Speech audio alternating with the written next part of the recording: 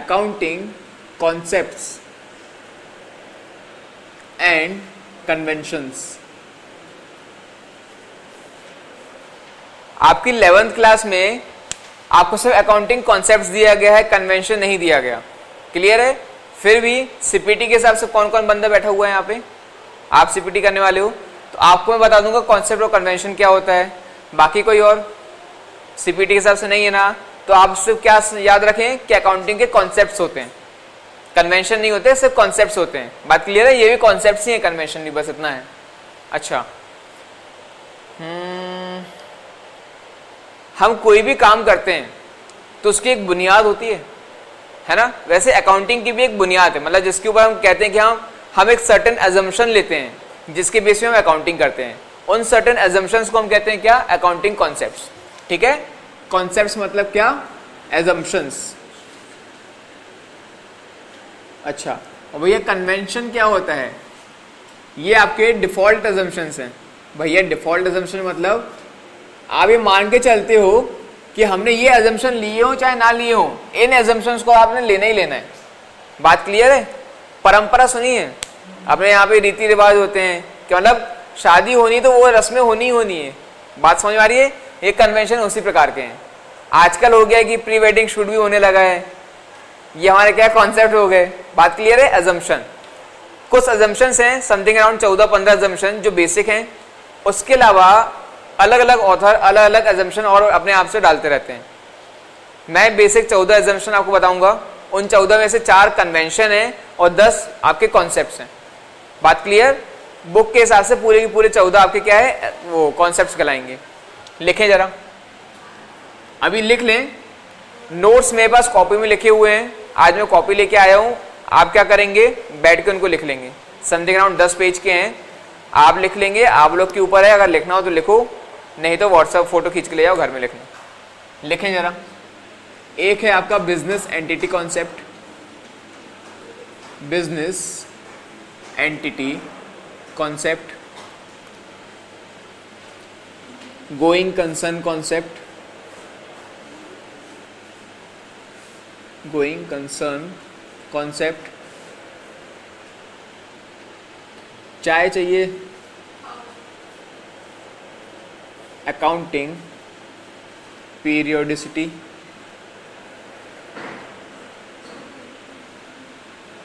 Concept. अच्छा, और कितने हैं? Dual aspect concept. आप लोग ने हालांकि अकाउंटिंग इक्वेशन फिलहाल पहले ही पढ़ लिया है, तो ये समझने में कोई दिक्कत नहीं आएगी, बहुत आसानी से समझ में आएगा। जब मैं नए बच्चों को पढ़ाता हूँ, मतलब जो एकदम नए नए आते हैं, तो उनको दिक्कत जाती है। ड्यूल एस्पेक्ट कॉन्सेप्ट और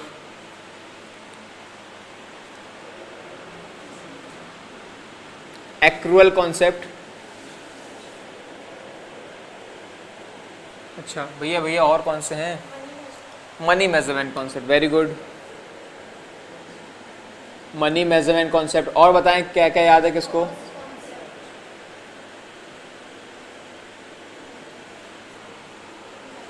कॉस्ट कॉन्सेप्ट। भैया क्या हमें ये सब याद करना पड़ेगा? बिल्कुल, ये सब आपको याद करना पड़ेगा और बहुत आसानी से याद भी हो जाएगा। Matching concept. क्या फ्रेम में ये सब आ रहे हैं? देखना जरा।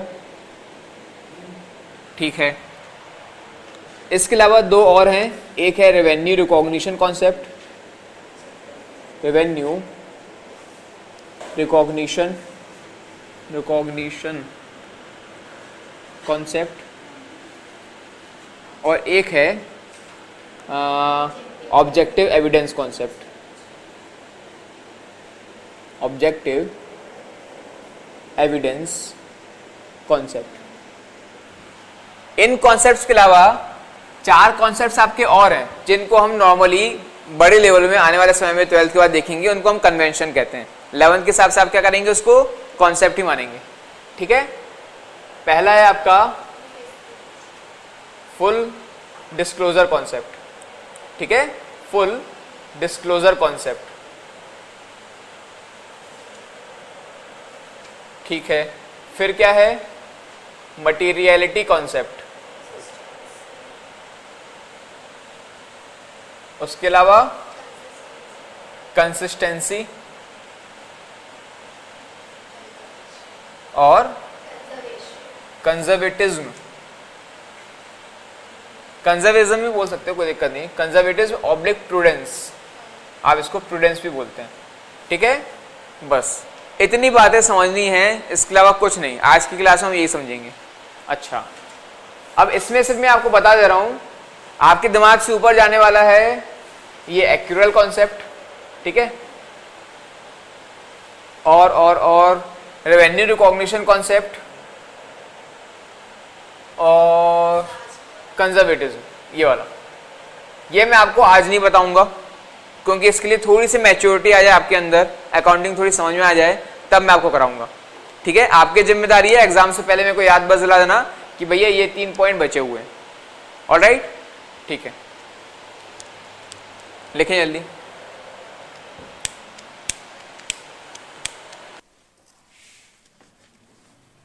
एक एक करके समझेंगे। बिजनेस एंटिटी कॉन्सेप्ट आसान है, आप लोगों को मेरे ख्याल से सबसे पहले क्लास में ही बता दिया था। हम मान के चलते हैं कि आपका बिजनेसमैन और उसका बिजनेस 2 अलग अलग एंटिटी हैं। बात क्लियर है? इसलिए बिजनेसमैन जो पैसा फर्म को देता है, फर्म उसको कैसे दिखाता है कि फर्म की वो लायबिलिटी है। याद आया? हम बैलेंस शीट में लायबिलिटी और एसेट 2 बनाते हैं, और बैलेंस शीट में आपकी लायबिलिटी के अंदर दिखाते हैं कैपिटल। क्यों दिखाते हैं? क्योंकि हम ये मान के चलते हैं कि आपका जो ओनर है वो भी आपका क्या है, एक तरह से क्रेडिटर है। क्या बात क्लियर है? हम अकाउंटिंग किसके लिहाज से करते हैं? हम फर्म के हिसाब से अकाउंटिंग करेंगे हमेशा। ये बात ध्यान रहेगी। बिजनेस एंटिटी कौन से आपको पहले से पता था, इसमें कोई समस्या भी नहीं गई। चलो खत्म, इसको अपन खत्म करें। दूसरा है गोइंग कंसर्न कॉन्सेप्ट। एक बात बताएं, आपकी पढ़ाई चल रही है ना? कब से चल रही है? भैया जब से हम पैदा हुए हैं तभी से। क्या होता है मतलब, कब तक चलती जाएगी? जब तक मतलब इस प्रकार इस लायक नहीं हो जाती कि कोई अच्छी जॉब मिल जाए या फिर कुछ अपने हिसाब से कर सके। बात क्लियर है? आप कह सकते हो आपकी पढ़ाई एक बार चालू हुई तो जब तक कोई मतलब ऐसा पॉइंट ना आए कि आपको पढ़ाई रोकनी पड़े, आपकी पढ़ाई चलती जाएगी। बात क्लियर है? ये आपने एज्यूम करके रखा हुआ है। बिजनेस भी यही एज्यूम करके रखता है, क्या कि अगर हमने एक बार बिजनेस स्टार्ट किया तो उसके बाद आपका बिजनेस चलता ही जाएगा जब तक कोई इंटेंशन ना हो या फिर कोई समस्या ना आ जाए। बात क्लियर? ये कहलाता है गोइंग कंसर्न कॉन्सेप्ट। भैया थ्योरी पढ़ा दो ना यार, मतलब ऐसे तो समझ में आ गया, बुक से और थोड़ा एक बार पढ़ा दो। कोई रखा है बुक? अभी निकालें जरा बुक में कॉन्सेप्ट, या फिर चलो मैं ही पढ़ के सुनाता हूं मेरे जो नोट्स हैं उसके हिसाब से। कहां गया? गोइंग कंसर्न कॉन्सेप्ट सुने जरा। अकॉर्डिंग टू दिस कॉन्सेप्ट हम ये एज्यूम करते हैं, it is assume that business shall continue for a long time to run and there is no intention और necessity to close down the business. बात clear?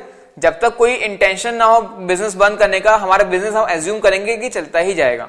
Clear? Going concern concept, कोई समस्या नहीं गई। भैया अति में आसान था ये तो। सभी जो आपके वो हैं एजम्पशन है बहुत ही आसान है। अकाउंटिंग पीरियोडिसिटी कॉन्सेप्ट, भैया ये तो बता दो कैसे कर देंगे? आप पढ़ाई तो बचपन से कर रहे हो ना, अभी आप पढ़ाई में अच्छे हो कि नहीं हो पता कैसे चलता है? रिजल्ट। भैया हम बचपन से पढ़ रहे हैं पर हमारे घर वालों को कैसे बताए कि हम अच्छा पढ़ते हैं? तो इसलिए हमारे किसको पढ़ाई को छोटे छोटे हिस्सों में बांट दिया गया है ना? First class, second class, third class, fourth class. और हम क्या करते हैं, हम हर साल एक नई किताब लेते हैं, नया सिलेबस लेते हैं, ठीक है। उसकी मदद से हम क्या करते हैं, पढ़ाई लिखाई करते हैं और उसका जो रिजल्ट आता है वो सामने वाले को बताते हैं। बात क्लियर है? फैन ऑन क्यों नहीं हुआ मैं तो ये सोच रहा हूं।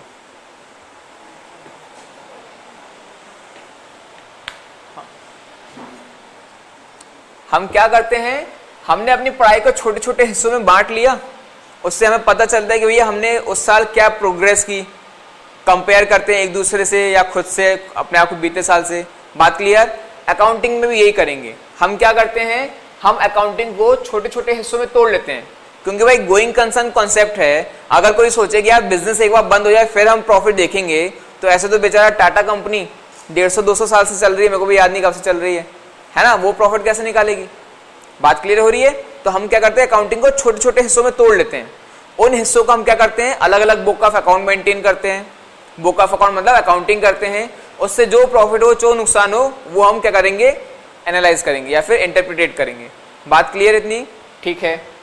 अकाउंटिंग पीरियोडिसिटी कॉन्सेप्ट यही बोलता है कि हम छोटे छोटे टुकड़ों में बांट लेते हैं। अच्छा, यहीं पर एक बात और बता देता हूं, नॉर्मली हम ये जो टुकड़े हैं नॉर्मली 1 साल में बांटते हैं। क्लियर है? अब ये जो 1 साल है मतलब आपका जो अकाउंटिंग है आप 2 प्रकार से कर सकते हो। एक तो आप चालू करो 1 जनवरी से 31 दिसंबर, ठीक है, या फिर अब आप पढ़ोगे 1 अप्रैल से 31 मार्च। क्लियर? ये आपका क्या है, ये आपका कैलेंडर ईयर है, अपना कैलेंडर इसी हिसाब से चलता है। और ये जो साल कहलाता है इसको हम कहते हैं फाइनेंशियल ईयर। ठीक है, फाइनेंशियल ईयर। अच्छा, अभी आप इसको चूज करो चाहे इसको चूज करो, जिसको भी चूज करोगे वो आपका क्या बन जाएगा, अकाउंटिंग ईयर। बात क्लियर है? अकाउंटिंग ईयर आपका ये भी हो सकता है, ये भी हो सकता है। यहां तक बात समझ में आ गई? कोई समस्या नहीं? ठीक है, आपका अकाउंटिंग पीरियोडिसिटी भी खत्म। ड्यूल एस्पेक्ट क्या होता है? आपकी जो 11th की बुक है वो इसी के ऊपर आधारित है, पूरी ड्यूल एस्पेक्ट के ऊपर। हमारा ड्यूल एस्पेक्ट कॉन्सेप्ट ये कहता है कि कोई भी ट्रांजैक्शन हो उसके 2 इफेक्ट होंगे। ट्रांजैक्शन को हिंदी में क्या कहते हैं, लेन देन। क्लियर है? लेना और देना 2 इफेक्ट हुए। ठीक है, ड्यूल एस्पेक्ट कॉन्सेप्ट कहता है, ड्यूल एस्पेक्ट कॉन्सेप्ट कि हर ट्रांजैक्शन के 2 इफेक्ट होंगे। आपका एक इफेक्ट कहलाएगा डेबिट और आपका दूसरा इफेक्ट कहलाएगा क्रेडिट। क्लियर? डेबिट और क्रेडिट। यही कारण है कि आपकी जो बैलेंस शीट है, बैलेंस शीट में ध्यान रखना आपका एसेट साइड होता है डेबिट, आपका लायबिलिटी साइड होता है क्रेडिट। यही कारण है कि आपका एसेट और लायबिलिटी हमेशा दोनों इक्वल आएंगे। क्या बात क्लियर? यही कारण है ड्यूल एस्पेक्ट कॉन्सेप्ट कि आपकी अकाउंटिंग इक्वेशन बनी थी। अकाउंटिंग इक्वेशन क्या थी? Asset equal to capital plus liability, यही बताया था। ये अकाउंटिंग इक्वेशन ड्यूल एस्पेक्ट की देन है। क्लियर इतनी बातें? चलो, ड्यूल एस्पेक्ट कॉन्सेप्ट भी आपका खत्म। अब यार और कैसे समझाऊं, देखो अभी से नींद आने लगी। कौन को नींद आ रही है? अच्छा, भैया बस जमा ही ले रहे थे, बाकी नींद नहीं आ रही थी। एक्रुअल कॉन्सेप्ट, प्रणाम कर लें और आगे बढ़े। ठीक है, मनी मेजरमेंट कॉन्सेप्ट ये भी आपको समझा चुका हूं। मैंने आपको एक लिस्ट बताई थी कि हम अकाउंटिंग में करते क्या है साल भर में, क्या क्या करते हैं। सबसे पहले आपका ट्रांजैक्शन होता है, फिर जर्नल एंट्री होती है, लेजर बैलेंस, ट्रायल बैलेंस और फिर फाइनल अकाउंट। यही बताया था। और क्या बोला था कि ये सब जो बातें आप करते हो ये सब बातें मनी रिलेटेड होती हैं, मनी से रिलेटेड। बात क्लियर है? बस मनी मेजरमेंट कॉन्सेप्ट कहता है इसलिए हम करते हैं क्या, कि हम जो भी बातें करेंगे पैसों से रिलेटेड करेंगे। क्लियर है? जरा मैं पढ़ के सुनाता हूं मनी मेजरमेंट कॉन्सेप्ट। कहां गया भाई मनी मेजरमेंट कॉन्सेप्ट?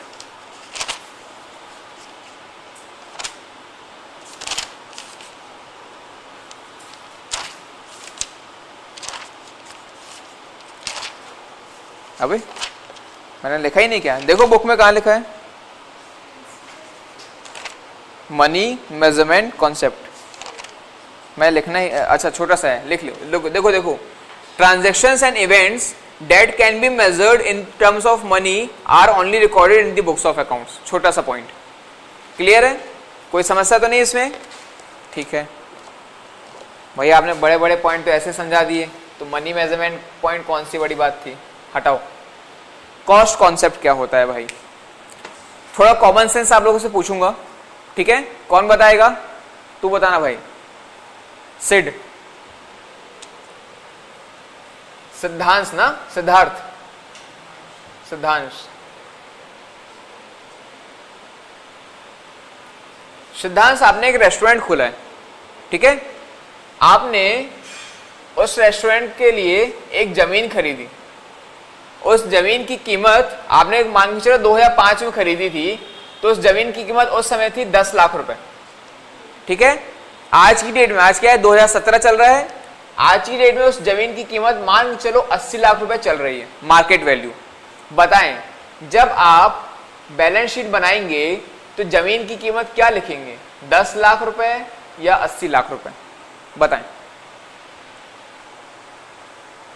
सब लोग से पूछ रहा हूं, कॉमन सेंस, तुम रुक जाओ, तुम्हें पता है आंसर, कॉमन सेंस से बताएं। हाँ भाई साहिल, क्या लगता है हमें क्या लिखना चाहिए, 10 लाख रुपए कि 80 लाख रुपए? 10, क्यों? आंसर और क्यों? ठंड रख, हाँ जी, कुछ भी कुछ तो बोलो। 10 लाख रुपए तो 10 लाख रुपए क्यों, और 80 लाख तो 80 लाख क्यों? अच्छा बिजनेसमैन हो ना, अपन हिसाब किताब किस चीज का रखेंगे, जो हमने खर्चा किया उस चीज का। अब तो बोल ही दोगे हमने खर्चा किया है कितना, 10 लाख का, अपनी जेब से भैया हमने 10 लाख रुपए निकाले थे ना, तो आप क्या करोगे, उस 10 लाख को रिकॉर्ड करोगे। हाँ आपकी वैल्यू बढ़ गई मैं मानता हूं, लेकिन आप क्या करोगे, आपकी जेब से जो गया खर्चा, आप वो चीज रिकॉर्ड करोगे कि यहाँ पे बैलेंस शीट में, ठीक है। आपका कॉस्ट कॉन्सेप्ट ये बोलता है कि हमने, पहली बात कॉस्ट कॉन्सेप्ट है एसेट से रिलेटेड, और वो कहता है कि आपने एसेट को जिस वैल्यू में खरीदा है, जो आपकी हिस्टोरिकल कॉस्ट है, हिस्टोरिकल कॉस्ट मतलब ओरिजिनल कॉस्ट, हिस्टोरिकल मतलब पुरानी कॉस्ट, उस कॉस्ट को आप क्या करोगे, शो करोगे, आप उस कॉस्ट में अपनी वैल्यू को लिखोगे। क्या बात क्लियर है? देखिए जरा मैं एग्जैक्टली और पढ़ के सुनाता हूं आपको। कोई भी बुक हो आपके पास, सबके पास ऐसे टीएस ग्रेवाली है ना, कोई भी बुक हो, सब में कॉन्सेप्ट तो एक ही है भाई, ठीक है। अच्छा, according to cost concept an asset is recorded in the books of account at the price paid to acquire it, clear है, paid to acquire it, and this is the basis for all subsequent accounting of the asset. Asset is recorded at cost at the time purchase but systematically depreciated. भैया ये depreciation क्या होता है आपने बताया नहीं, क्या मैंने नहीं बताया? बता चुका हूं, तो चलो छोड़ो, फिर क्या करेंगे हम, जमीन को, एसेट को उसकी कॉस्ट में रिकॉर्ड करेंगे जो हमने अपनी जेब से खर्चा किया है। बात क्लियर? कॉस्ट कॉन्सेप्ट आपका खत्म। अच्छा भैया मैचिंग कॉन्सेप्ट क्या होता है? मैचिंग कॉन्सेप्ट फिर से इस बार रेस्टोरेंट किसका है? साहिल जी का रेस्टोरेंट है। साहिल आपने एक रेस्टोरेंट किराए पे लिया हुआ है, मतलब जो बिल्डिंग है वो किराए की है, उस बिल्डिंग का किराया है महीने का 10,000, तो साल भर का कितना हो गया? 1,20,000। अब भाई नया नया बिजनेस है, साहिल के पास उतने पैसे नहीं हो पाए कि हम उसको क्या करें, सामने मकान मालिक को 1,20,000 दे पाए, तो साहिल ने सामने वाले से कहा कि भाई साहब अभी एक आप काम करो, अभी आप 1 लाख रुपए रख लो, जो 20,000 है मैं आपको चुका दूंगा, लेकिन अभी नहीं बाद में चुका दूंगा। क्या इतनी बात क्लियर? अच्छा अभी आप एक बात बताओ, आप हर साल का अपन क्या करते हैं, बुक्स ऑफ अकाउंट्स बनाते हैं, हर साल का हम इंडिविजुअली प्रॉफिट या लॉस निकालते हैं। तो अगर ये मान के चलो 2014 की बात है, तो जब हम 2014 का प्रॉफिट निकालेंगे तो बताओ प्रॉफिट निकालेंगे कैसे? खर्चा जो है, हाँ एक्सपेंडिचर, रेवेन्यू माइनस एक्सपेंडिचर, मतलब 2014 की जितनी कमाई थी हम उसमें से 2014 का जितना खर्चा है वो लेस कर देंगे। अच्छे से सुनना, 2014 का प्रॉफिट निकालने के लिए 2014 का जितना खर्चा है वो और 2014 की जितनी इनकम है वो, उनको आपस में माइनस कर देंगे तो आपका प्रॉफिट निकल जाएगा। क्लियर? अभी आप बताएं, जब खर्चे की बात आ रही है तो मैं किराया कितना लिखूंगा? 1,20,000, जो नए बच्चे हैं उनसे 1,20,000 की 1 लाख? 1 लाख, 1 लाख, 1 लाख। क्यों? आपका 2014 का खर्चा कितना है? 2014 का खर्चा कितना है? आपने 1 लाख पे किया है, लेकिन 2014 का खर्चा तो 1,20,000 है ना भाई। 20,000 बकाया है, हम मानते हैं, बिल्कुल मानते हैं। आप क्या करोगे, आपकी जो बैलेंस शीट है उसमें आपका एक लाइबिलिटी वाला पॉइंट होता है, लाइबिलिटी मतलब हेडेक, टेंशन, ठीक है। तो आपके लिए क्या हो गया, वो 20,000 रुपये टेंशन हो गया कि भैया हमें आने वाला समय में कभी ना कभी देना पड़ेगा, तो उसको हम क्या कहते हैं कि वो हमारा आउटस्टैंडिंग रेंट हो गया। बात क्लियर है। लेकिन जब आप प्रॉफिट एंड लॉस अकाउंट बनाओगे तो आप कहोगे कि भैया मेरे को एग्जैक्ट प्रॉफिट निकालना है कि इस साल कितना हुआ, तो मेरा इस साल का खर्चा कितना था वो तो लिखूं। बात क्लियर। तो हम खर्चा लिखेंगे यहाँ पे कितना, 1,20,000। क्या ये बात समझ में आई? पक्का पक्का। चलो थोड़ा सा कंफ्यूज करता हूँ। हाँ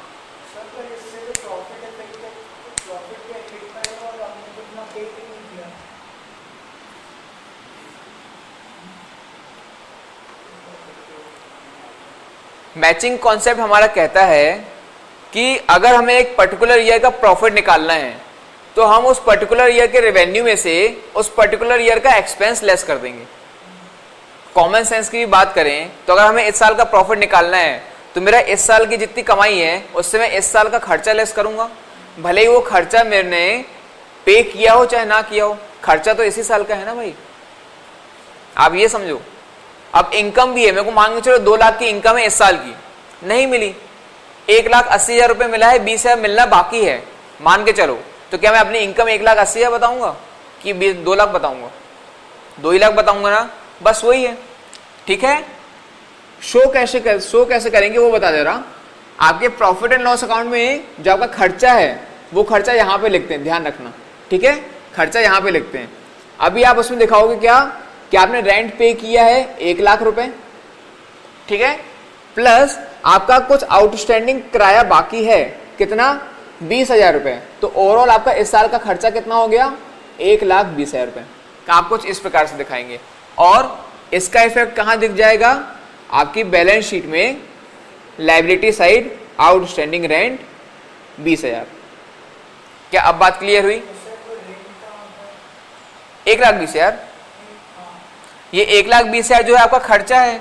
मैंने चलो मान के चलो मैंने इनकम आपका भी 2 लाख बताई ना, 2 लाख की इनकम हो गई, 2 लाख में से 1,20 गया, आपका प्रॉफिट कितना आया, 80,000। ये 80,000 आपके बैलेंस शीट में कैपिटल के अंदर दिखाएगा। बात क्लियर है? बस ये 20,000 जो है हमने यहाँ पे शो किया क्योंकि वो इसी साल का है। क्यों शो किया? क्योंकि मैचिंग कॉन्सेप्ट ये कहता है। और बाकी इसका आपका अभी दिमाग में टेंशन है, उस टेंशन को हमने क्या किया, आउटस्टैंडिंग रेंट के रूप में लिखा दिया। ठीक है।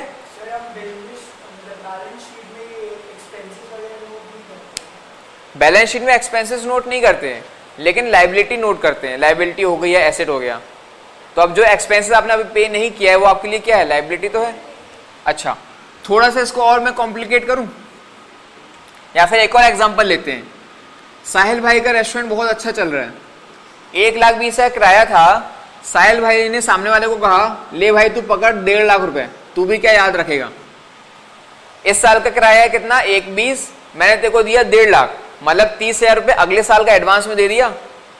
बात क्लियर है? बताओ मैंने इस साल कितना खर्चा किया, मेरा इस साल का खर्चा कितना है किराए के रूप में, 1.5 लाख, 1,20,000। भैया खर्चा तो 1,20,000 का ही है ना, वो जो 30,000 आपने एडवांस में पे करके रखे, तो आपका उसका इफेक्ट कहाँ जाएगा, बैलेंस शीट में एज एन एसेट। आप क्या बोलोगे कि आपने पहले से पे करके रखा है अपना एक्सपेंस प्रीपेड रेंट के रूप में, कितना, 30,000 रुपए। क्यों भाई? अभी तुम बोलो कि नहीं नहीं यार तुम एक काम करो, 1,20,000 छोड़ो, पूरा 1.5 लाख रख लो इसी साल का, तो एक अलग बात है, ऐसा तो करोगे नहीं, बिजनेसमैन ऐसा करेगा कभी? ठीक है। अच्छा भैया इसका इफेक्ट वगैरह बताना प्रॉफिट एंड लॉस में क्या होगा, वो भी देख लें जरा। आपके प्रॉफिट एंड लॉस अकाउंट में आप रेंट लिखते हो, आपने इस बार कितना दे दिया, 1.5 लाख दे दिया ना, पर वो इस साल का तो है नहीं, तो आप क्या करोगे, लेस करोगे प्रीपेड रेंट। कितना था प्रीपेड रेंट, 30,000, तो आप इस साल कितना दिखाओगे, सिर्फ और सिर्फ 1,20,000। क्यों दिखा रहे हो?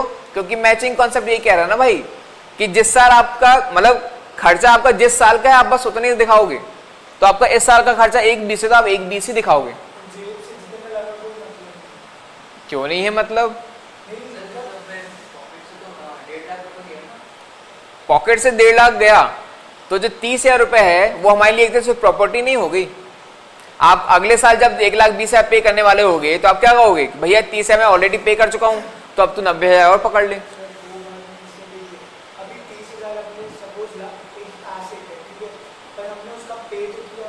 हाँ, तो आपका कैश कम हो गया होगा, कैश कम हो गया होगा। प्रॉफिट, आप बताओ कैश आपका प्रॉफिट एंड लॉस अकाउंट में आता है कि बैलेंस शीट में आता है?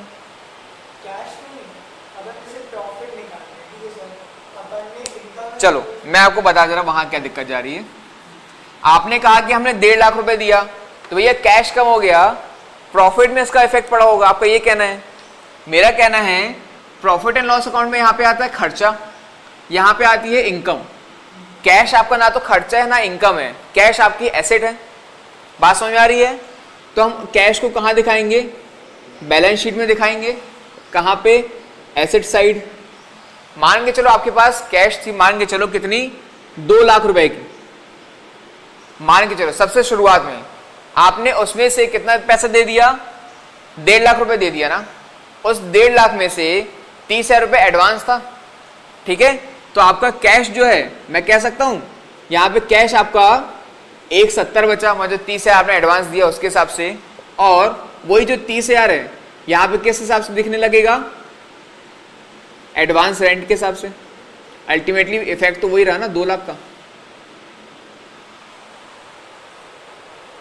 थोड़ा थोड़ा समझ में आ रहा है? इफेक्ट वही रहेगा, वो आपका एसेट है, बस एक फॉर्म से दूसरे फॉर्म में कन्वर्ट हो गया है। अब बात क्लियर हुई?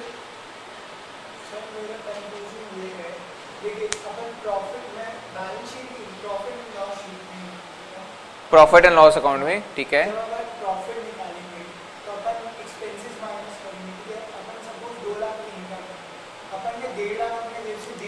ठीक है, हाँ। इधर देखें जरा, 2 लाख की इनकम थी, हमने 1.5 लाख रुपए किराया दिया, उसके बाद फिर मैंने क्या कहा, 30,000 आपका एडवांस में था, तो उस 30,000 को जरा देखो मैंने माइनस किया है।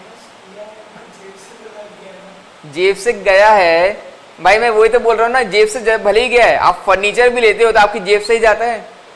फर्नीचर लोगे तो आपका कैश कम होता है, फर्नीचर बढ़ जाता है, ऐसा ही होता है। आपने एडवांस में रेंट पे कर दिया तो कैश कम हो गया, एडवांस रेंट ऐसा एसेट आ गया। यहां मैं वही तो बता रहा हूं, अभी क्लियर हुआ? आपका प्रॉफिट एंड लॉस देखो 1,20,000 ऐसे ही मैंने वो किया है, कम किया है, ठीक है। हाँ, जितना हमारा इस साल का खर्चा है बस उतना ही लिखेंगे, उसका एडजस्टमेंट करते हैं थोड़ा थोड़ा। अभी फिलहाल में इतना समझ में आ गया। हालांकि ये सब बातें अपन को क्या करना है, आने वाले समय में पढ़ना है, तो इन सब बातों को फिलहाल में बाजू में रखें, बस कॉन्सेप्ट समझें कि मैचिंग कॉन्सेप्ट कहता क्या है। ऑलराइट, चलो भाई, मैचिंग कॉन्सेप्ट में कंफ्यूजन जाती है बच्चों को, इसलिए मैंने थोड़ा अच्छे से समझाया कि हाँ समझ में आ जाए। मैचिंग कॉन्सेप्ट हो गया। रेवेन्यू रिकॉग्निशन को मैंने कहा थोड़ा सा ज़्यादा बर्डन पड़ेगा आपको, उसको समझाऊंगा, तो इसलिए फिलहाल में इसको मैच्योरिटी तक वेट करें। ऑब्जेक्टिव एविडेंस कॉन्सेप्ट क्या होता है? एविडेंस का मतलब सबूत। हम कहते हैं कि हम जो भी बिजनेस में अकाउंटिंग करेंगे, हर एक अकाउंटिंग ट्रांजैक्शन का हमारे पास सबूत होना चाहिए। अगर सबूत नहीं होगा तो आप भी जानते हो जो डिसीजन है वो चेंज हो सकता है। मुझे लोन चाहिए, मैं बैंक के पास जाके कहूंगा भैया मेरा 10 लाख का मुनाफा है, बैंक क्या कहेगा? सबूत लाओ। क्या सबूत है कि तुम्हारा 10 लाख का मुनाफा है? बैंक कहेगा अपनी जो आपकी अकाउंटिंग है, कोई चार्टेड अकाउंटेंट से क्या करो, साइन करवा के लाओ। अगर आपको पता ना हो तो बता दूं, चार्टेड अकाउंटेंट ने अगर साइन कर दिया, इसका कंफर्म मतलब होता है कि वो आपकी जो अकाउंटिंग है एकदम सही है। अब चार्टेड अकाउंटेंट बिना मतलब के साइन तो करेगा नहीं, वो कहता है भैया सबूत लाओ कि आपके पास 10 लाख का मुनाफा आया, तो आया कैसे? ट्रांजैक्शन की पर्ची दिखाओ, सेल दिखाओ कि आपको हुई है कि नहीं हुई है। अब सामने वाला कैसे दिखाएगा कि उसकी सेल हुई है, इतना खर्चा हुआ है? हर चीज का उसको वाउचर रखना पड़ेगा, मतलब कोई सोर्स डॉक्यूमेंट रखना पड़ेगा। क्या बात क्लियर हो रही है? वो सोर्स डॉक्यूमेंट के एग्जाम्पल क्या क्या हो सकते हैं? बिल और रिसिप्ट, और बिल, रिसिप्ट और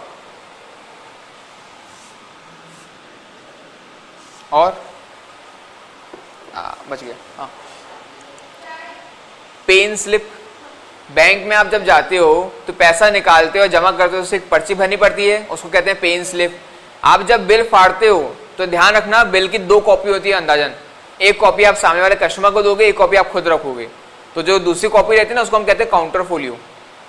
काउंटर फोलियो आपके काउंटर के पास मतलब रहता है ना, जैसे ये मेरे पास पर्ची टाइप की रखी है, किसका है ये भैया, व्यापार मेला, ठीक है। इसमें से एक पर्ची क्या करेंगे हम आपको दे देंगे, एक पर्ची अपने पास रखेंगे, तो ये मेरे लिए क्या कहलाएगी, काउंटर फोलियो। बात क्लियर। तो एग्जाम्पल क्या होगा सोर्स डॉक्यूमेंट के, bill, cash memo, invoice, vouchers, pen slip, counter folio, blah blah blah जो भी आए, ठीक है। क्या अब इसमें ऑब्जेक्टिव एविडेंस में समस्या है? मतलब ऑब्जेक्टिव एविडेंस और अच्छे से बोलूं तो ये कहता है कि आपकी अकाउंटिंग पर्सनल बायस से दूर रहनी चाहिए। किससे? पर्सनल बायस से। पर्सनल बायस का मतलब हम उसको अपने हिसाब से अल्टर ना करें।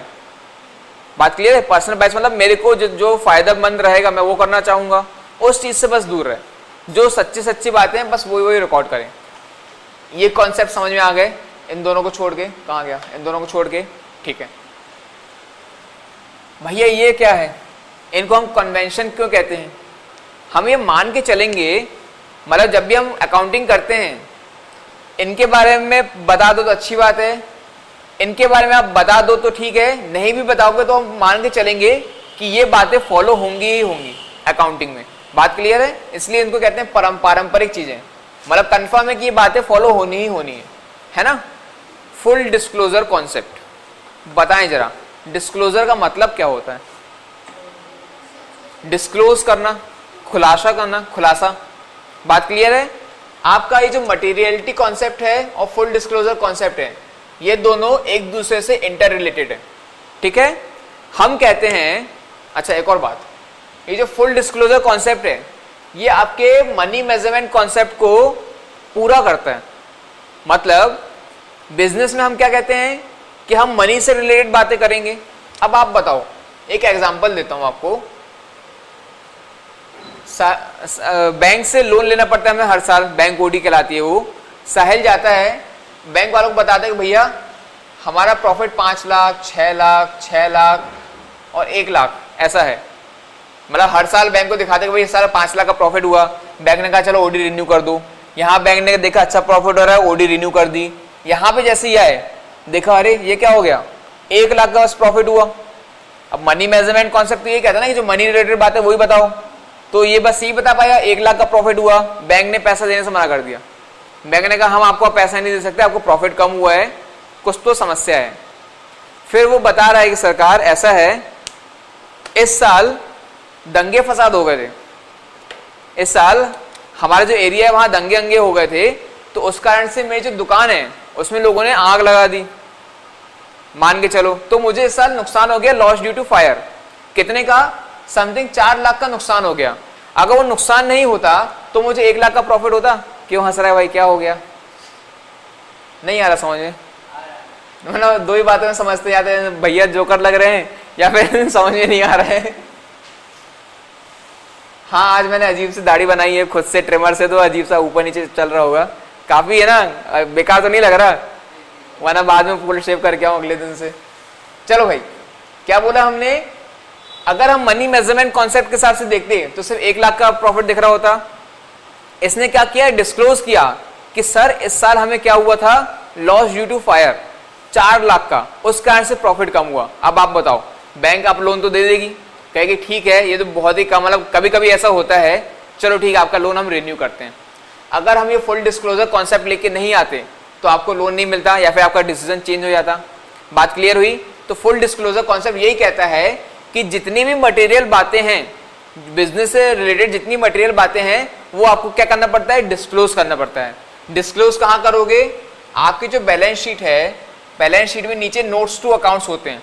मैंने आपको अभी तक ये बात बताई नहीं थी, बैलेंस शीट तो बनती ही बनती है, उसके अलावा कुछ पॉइंट्स होते हैं जो अहम मुद्दे कहलाते हैं, जिनके बेस पे आप क्या कर सकते हो, आपका डिसीजन चेंज हो सकता है, उनको कहते हैं क्या, डिस्क्लोजर।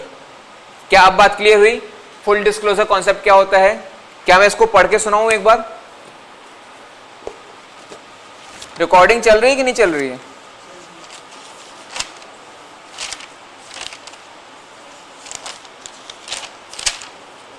अगली बार से थ्योरी का कुछ नहीं बचा हुआ है, आज की थ्योरी खत्म, ठीक है? आज के बाद थ्योरी नहीं, इससे प्रैक्टिकल चलेगा। हाँ जी। Full disclosure concept, if information is material then it should be reported, पहला पॉइंट। दूसरा, money measurement concept does not report all transaction which can not be measure in terms of money. Money measurement हर बात तो कर सकता नहीं, जो मनी के टर्म पे नहीं है उनको कौन करेगा, उनको फुल डिस्क्लोजर कॉन्सेप्ट कवर करेगा। Full disclosure principle suggest that every financial statement should disclose fully, all the relevant information related to financial statement and business of enterprise must be disclosed। मतलब जो भी आपकी बिजनेस एंटरप्राइज से related बातें हैं, financial information, चाहे financial हो चाहे नॉन फाइनेंशियल हो, अगर जरूरी है तो उसको आपको डिस्क्लोज करना पड़ेगा। जैसे स्ट्राइक हो गई या फिर मंदी आ गई, कुछ भी आप बात कर सकते हो, ठीक है। अच्छा, if any information can not be express in terms of money then it shall be reported by way of writing notes to accounts।